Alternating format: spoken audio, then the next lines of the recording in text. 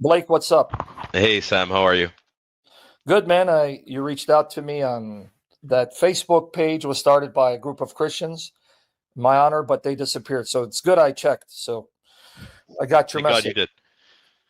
Talk to us. What's your background so people don't know, you So know? yeah, no, look, I come from a modest Jewish background. Um, Mother raised me as a single mother, not God very bless. religious. Yeah, God bless her for sure. She definitely did the best she can for us.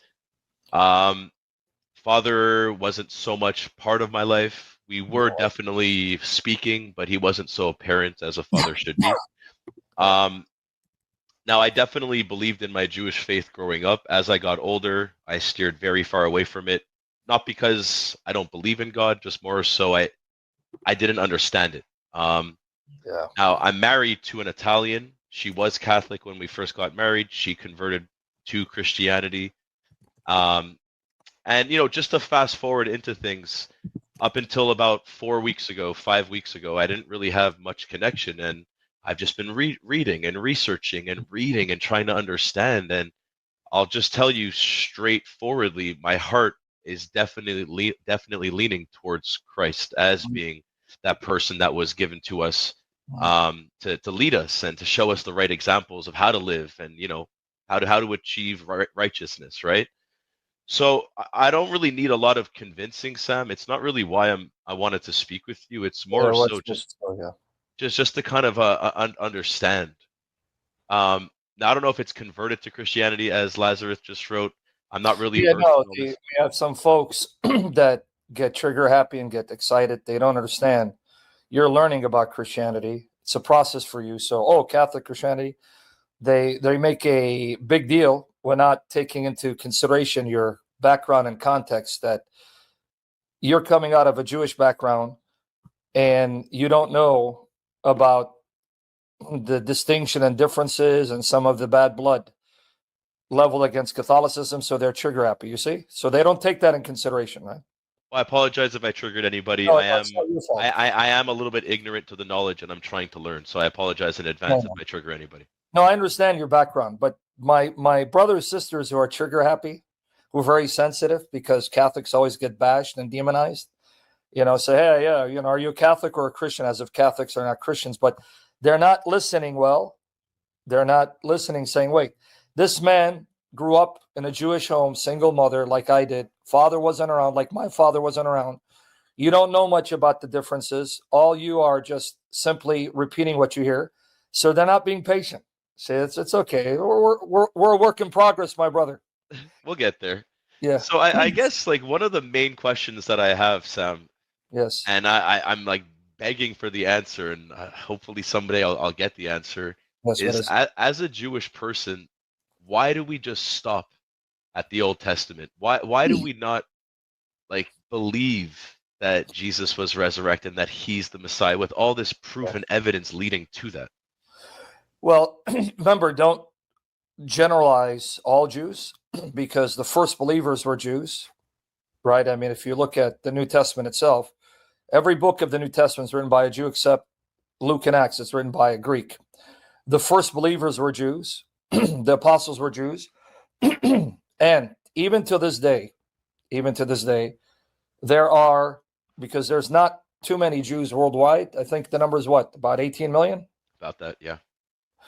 You have hundreds and hundreds of thousands of Jews that do believe in Christianity, that do believe in the New Testament. In fact, there are ministries like One for Israel. Let me show you this. I'm going to show you some. So, historically, there's always been Jews who believed in Jesus and always been Jews who didn't believe in Jesus. And even today, you have Jews that don't believe in anything. They're atheists.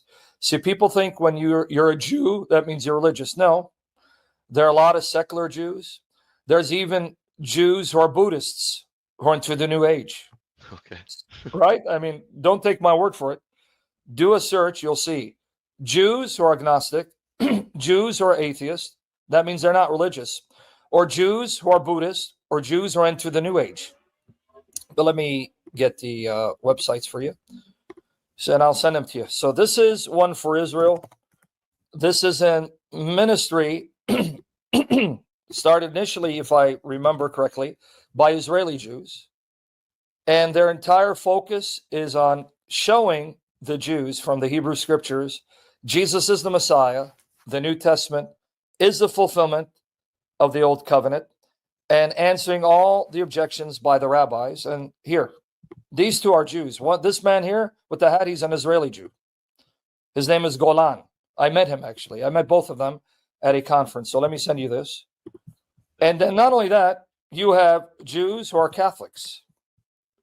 There's even a society of Jewish Catholics. So I'm going to show you that as well. But let me just get to the site.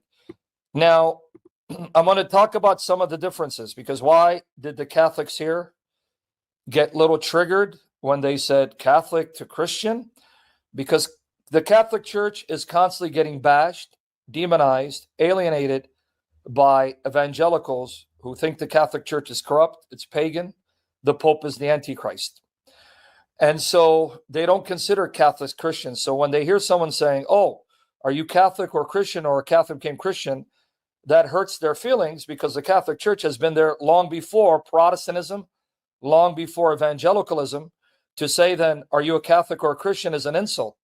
If you're a Catholic, what are you, a Buddhist? Of course you're a Christian. But nonetheless, let me show you the Society of Hebrew Jewish Catholics. It's on my Facebook page. Let me find it for you. Here it is, right here. Hebrew Association of Hebrew Catholics. They should have a website. This is it. Association of Hebrew Catholics. These are all Jews who became Catholic. So I'm sending you the links in the private chat. If you see, it's in the private chat. I see it. So these are not only believers in Jesus Christ, but they became Catholic because they see the Catholic Church is a continuity of temple worship. The way the temple was set up in the Hebrew scriptures, the priesthood, the altar, the sacrifices, that is all found in ancient churches. Now, let me explain what I mean by ancient churches.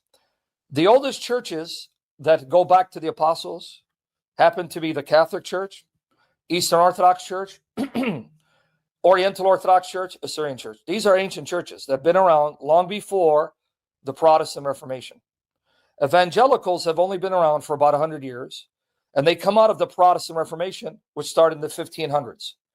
If you look at these ancient churches, if you go to a Catholic church, even an Orthodox church, you're going to see an altar, you're going to see priestly garb, you're going to see incense, and then you're going to see them giving up the cup and the bread, which is the Eucharist, which becomes the body and blood of Christ, all of which is anchored in Old Testament temple worship. In the temple, you had an altar, you had priests and priestly garb, offering up sacrifices, including incense. So you see that the fulfillment of what they call second temple Judaism, because there was a first temple destroyed, then there was a second temple, and then it was destroyed after Christ. The way they worship, a temple, an altar, priests, priestly garbs, and stuff such as incense, is all found in these churches, not in evangelicalism. Evangelicalism lost its connection with the ancient church and its connection to the Old Testament temple worship. Okay. So there are a lot of Jews who are evangelicals, but those who really study church history and Old Testament worship end up realizing that the form of worship found in the Old Testament is fulfilled, realized, consummated, perfected in the way these ancient churches worship, such as the Catholic Church, not in evangelical churches where you go up there and you have almost like a concert going on. That did not exist in the Old Testament temple worship. You didn't have a concert. You didn't have guys up there and, just singing songs like they're in a concert. You had priests, priestly garments, an altar. You had incense. You had candle being lit, sacrifices, all of which carries over into the liturgical worship of Catholics and Orthodox. So this is why you have this website showing you the continuity between temple worship as outlined in the Old Testament and the liturgical worship of the Catholic Church, and why these Jews ended up embracing Catholicism. So I gave you the links right there. I don't know if they have a YouTube channel. I don't know if it's listed. Let me see. I'll do some research on that. That's not. Yeah, so right there. So when you say why didn't they accept hundreds of thousands accepted. In fact, they accepted at the time of Christ. In fact, Jesus's first followers were all Jews. They were not Gentiles. So it's not accurate to say, why did they not accept? Just like at the time of Jesus, not all Jews believe the same things. Even to this day, not all Jews believe the same things. Even in religious Judaism, you have ultra-Orthodox Jews, you have Orthodox Jews, you have Reform Jews, you have conservative Jews. They're all over the map. You even have a group of Jews that reject the oral law, the Talmud, and the way they pronounce the name. I'm going to put it on the screen. I have a hard time pronouncing this. I have a lisp. So Karaite Jews.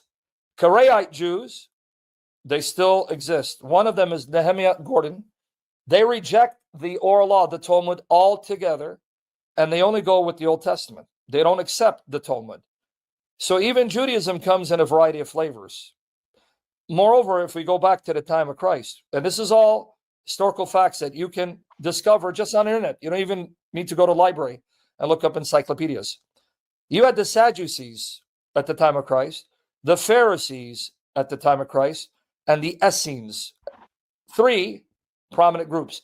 Now, the Essenes are believed to be the group that actually left the temple worship, lived in the desert, the Dead Sea, and they're believed to be the ones that actually produce what we call the Dead Sea Scrolls. The Dead Sea Scrolls were discovered in 1947, where they found scrolls in Hebrew as well as in Aramaic in, was it jars? Hidden in caves that are dated before and during the time of Christ. In fact, in the Dead Sea Scrolls, we found the oldest copies of Old Testament books in Hebrew. For example, we found an Isaiah scroll, we found Deuteronomy. Some scrolls were very fragmentary because of wear and tear. Some scrolls were more complete. We have a complete Isaiah scroll written about 100 years before Christ, and it shows you the meticulous accuracy of how the Old Testament is preserved. But the reason I mention that is these scrolls are believed to have been written by the Essenes. When you look at them, they didn't all believe the same thing. For example, the Sadducees did not accept anything beyond the 5 books of Moses.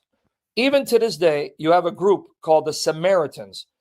They're actually the Jews that mix in with the nations.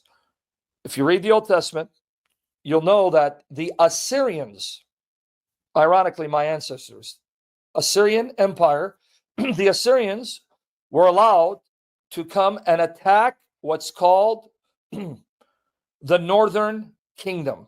Let me give you a little history about your ancestors, Saul in the Old Testament. When Solomon sinned against God and dishonored God, God said, the punishment will be, I'm going to divide Israel into 2 peoples, 2 kingdoms. Southern kingdom, northern kingdom. The southern kingdom, Judah, capital is Jerusalem. God said that kingdom will remain in the line of David. I'll give it to his heirs. The northern kingdom, Samaria, became the capital of Israel. So you had Judah and Israel. They were one, but they divided. The northern kingdom, the kingdom of Israel, 9.5 tribes lived in Israel and were part of the northern kingdom. 2.5 tribes were part of the southern kingdom, Judah, with Jerusalem as the capital. The kings of the southern kingdom were the sons of David. The kings of Israel were renegades. Renegades. Are you with me there? Yeah, I'm here. I'm listening. So in the northern kingdom, God was fed up and disgusted with their paganism and idolatry. So he sent the king of Assyria. You're going to find this in 2 Kings. This is in the Hebrew scriptures. 2 Kings. You read chapter 17. He stirred up the Assyrians to attack the northern kingdom and send them into exile, depopulated the area, moved them out of the land, and then resettled the land by pagan nations, 5 nations. Now what happened is those 5 nations mixed in with those Israelites, and they created a new breed called the Samaritans. Now, why is that important? Samaritans still exist to this day. They have Jewish blood, but they were what we call half-breeds, to use a derogatory term, and I'm not trying to be disrespectful, because the Jews looked down upon them and hated them because of that, because they were not a pure Jewish race. They mixed in with the nations, creating the Samaritans, which means they do have Jewish blood. They are descendants of the Israelites, but they also have the blood of the nations running in their veins. They only follow the 5 books of Moses. They have what's called the Samaritan Pentateuch. Because remember, they're Israelites. So they followed the law of Moses, but when they broke off, and then the 10 tribes, 9.5 to be exact, mixed in with the pagans, creating a new race, Samaritans, they kept the law of Moses. They kept the Torah, but that's all they have, Samaritan Pentateuch. They don't have the rest of the books. Sadducees only accepted 5 books. Pharisees accepted a larger canon, as did the Essenes. So what I'm trying to get at is, Jewish faith has never been monolithic. There has never been one expression of Judaism, even at the time of Christ. You had the Samaritans, you had the Sadducees, you had the Essenes, you had the Pharisees. Even to this day, you have ultra-Orthodox, you have Orthodox, you have conservative, you have Reform, and then you have those Jews who follow Jesus. And even among them, you have some Jews who are evangelicals, some Jews who are Catholics. There's even an Orthodox Jewish priest who became Eastern Orthodox. When I say Orthodox Jewish priest, obviously Orthodox meaning he's a Jewish convert to the Eastern Orthodox Church, and he's an Orthodox priest of the Eastern Orthodox Church. I believe his name is Brother Nathaniel. Let me find it for you. So why? My answer would be, who told you they didn't? But if you expect all of them to believe, that's not possible. The Jews have never always agreed and believed the same things. Even to this day, right? You have those Jews who decry Netanyahu. You have Orthodox Jews who say that Israel is not of God. They've never been in agreement, never been monolithic, right? Yes, that's what my mother was actually saying. That's I had a long talk with her this morning regarding that as well. But you know what? I'm going to save that question for after. So anytime you want to, here we go. Here is Brother Nathaniel. Why I left Judaism. He became an Eastern Orthodox priest. There he is. Let me show it to you. This is him. He's Jewish. Why I left Judaism. I'm going to send it to you. It's in private chat right there. Yeah, feel free to ask me whatever, even if what your mother brings up. Don't worry, I'm not in a rush. So I just sent that to you in private chat. So there he is. So Jews are all over the place, just like Christians are. You have Catholics, you have Eastern Orthodox, you have Oriental Orthodox, you have Syrian Church of these. And in Protestantism, you have Lutherans, you have Anglicans, you have Church of Christ, you have Baptists, and even Baptists, you have independent. When you get 2 Jews, you get 20,000 opinions, right? Yep. That's how it works. Absolutely.